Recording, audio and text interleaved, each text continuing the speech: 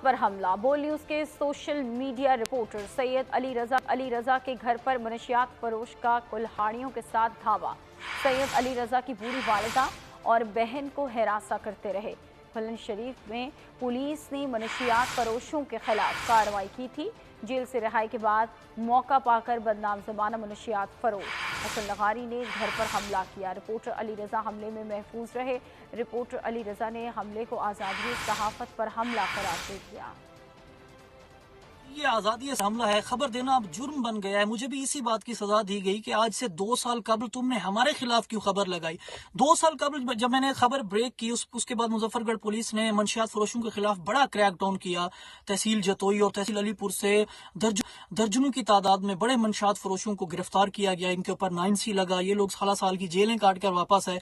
अब ये लोग मेरी ताक में थे। सुबह मौका पाकर ये मेरे आबाई गाँव में, मेरा जहाँ पर घर है, जहाँ मैं ईद करने के लिए आया हूँ, यहाँ पर ये मेरे घर में घुसे और कुल्हाड़ियों के वार किए इन लोगों ने। मेरी बूढ़ी माँ, मेरी मासूम बहन को हरासा किया। इसके साथ ही बोल न्यूज हेडक्वार्टर से अब तक के लिए इतना ही। ब्रेक के बाद आपसे मिलेंगे हेडलाइंस के साथ। किसी भी खबर के लिए विजिट कीजिए हमारी वेबसाइट bolnews.com और देखते रहिए सिर्फ बोल न्यूज।